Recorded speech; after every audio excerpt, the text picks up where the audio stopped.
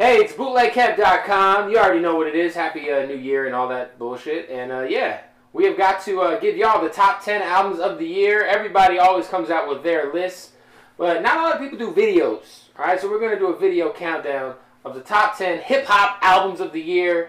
And of course, it's compiled between myself, Bootleg Kev, and my dude Dub right here, who is a connoisseur of mail.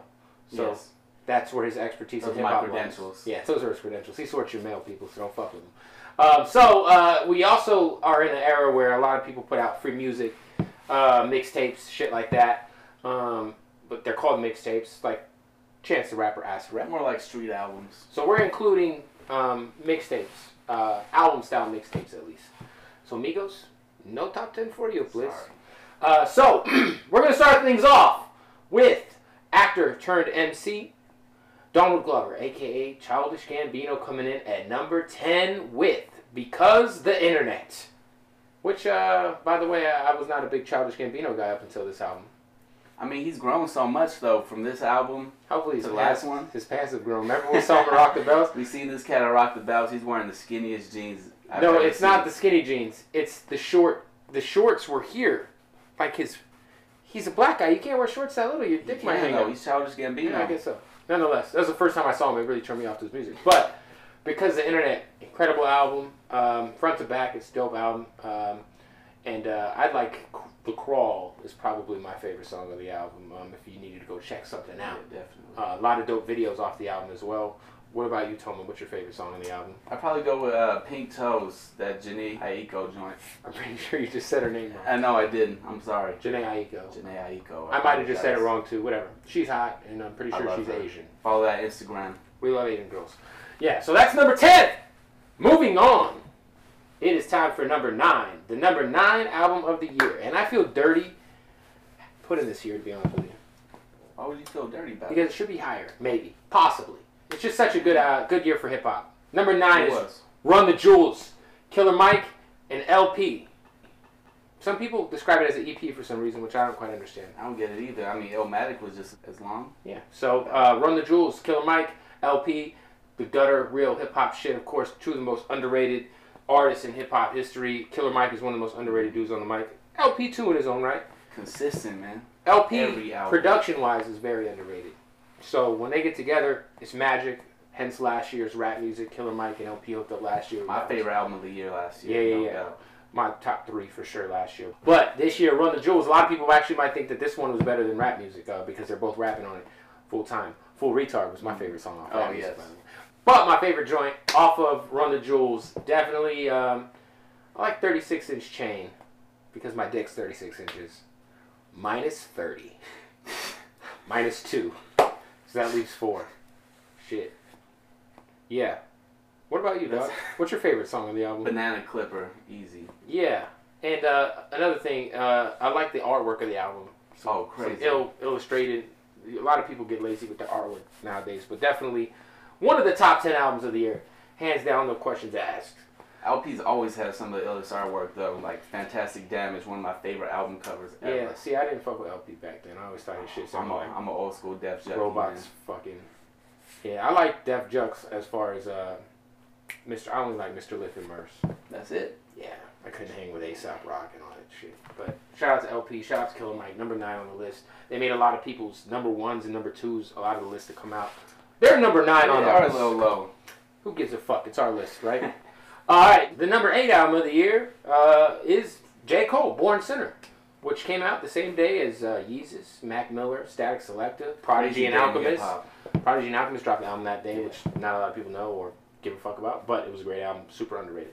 Nonetheless, J. Cole, Born Sinner, front to back, it was a whole lot better than his first album, which I thought was good. It grew on me. It just wasn't like cohesive enough for me. You know, this one, he stepped it up on all levels. Yeah, J. Cole's first album was a lot of old stuff that we'd already heard. But like that album, this one grew on me a lot. Yeah, so this album, a lot of great moments on this album. Let Nas Down is one of my favorite songs, period, of this year. Trouble is crazy. The beat is crazy. The intro, the way he comes out swinging on that intro is Illuminati. Yes. Amazing. Crazy. My second favorite intro of the year. And I'm pretty sure that his favorite intro of the year And my favorite intro of the year is still coming up in the countdown. Mm-hmm. What about you? What's your favorite song on the album? It's corny. It was a single, but Forbidden Fruit. Forbidden Fruit? Easy. It didn't do anything. So I guess doesn't matter. I guess it's not that corny. Shout out to Kendrick on the hook. Hopefully we get that album soon, guys. Album number 7 of the year. Released recently, actually. Shout out to my dude, Troy Ave. A lot of people are finally getting up on Troy Ave this year. And I appreciate it because it's a homie and I will say it on camera. I've been fucking with Troy Ave for like 2 or 3 years now, man. That's the homie. He's finally getting his just due. He dropped the album, New York City, the album. It's on iTunes, or you can get it for free on Dat Piff. Support that, though. Go buy it, yeah. The production is crazy. Just an incredible album. It really reminds me of, like, early 50 Cent shit. Like, if you go back and listen to Guess Who's Back. 50 Cent is the future. 50 Cent got that vibe. First track of the album. Classic feel. Classic feel. Couldn't have picked a better track. That's your favorite intro of the year? I think it is. Yeah. So shout out to Troy Ave, man, putting the NY on his back.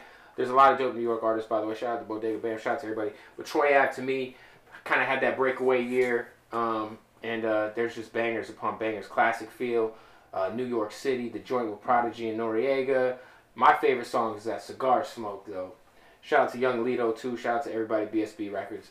Album number 7. And it was hard to put you at number 7, Troy Ave. I thought you could have been higher. But, you know, there's a lot of good shit this year, man. Special shout out to White Christmas 2. White Christmas 2. That just came out on Christmas. Christmas Day. He put out 2 crazy projects in 2 months. So go get both of them. Shout out to Troy Ave, BSB Records. We got love for you in AZ. Bootlegcab.com. And it is time for album number, what? 6. Okay. A lot of people have this as number 1. It could easily have been top 5, but it's number 6 on the bootlegcab.com list. And we are closing out part 1 of our countdown right now with Pusha T. My Name Is My Name. Is my name. Woo! Now, I am a huge Clips fan. I know everyone, Hell Have No Fury is their favorite Clips album. Personally, for me, Lord Willin' just always holds a place in my heart. I can't agree with you on that. I know you can't. Sorry. I prefer Re-Up albums too. Oh yeah, all the Re-Up Game mixtapes. Oh man, I love some Clips. And of course, Pusha T. Everybody has been waiting a while for him to drop a solo album. Oh yes. He's put out Fear of God 2. You know, he's done his work on the solo tip. He's been running with the Good Music fam, standing out on Kanye Click records, like fucking Click. Was he on Click? No. Okay, never mind. Like Mercy. I'm tripping. I don't know why I thought he was on Click. Jay-Z and Big Sean were on Click. Nonetheless, Pusha's been putting in that work, and we finally have this long-awaited album. 0 radio singles, but didn't need them. Bangers from front to back. I mean, Hold On featuring Rick Ross. Numbers on the Board, probably my favorite beat of the year. No Regrets. Don Cannon is a fucking grown-ass man for making Numbers on the Board. Kanye with the co-production on there, too. Yeah. Well, of course, you know, Kanye got to get his co-production. He probably didn't do shit on the beat, but shout out to Don Cannon. Sweet Saturday with Chris Brown. Woo! That should have been a crazy single. And sleeping.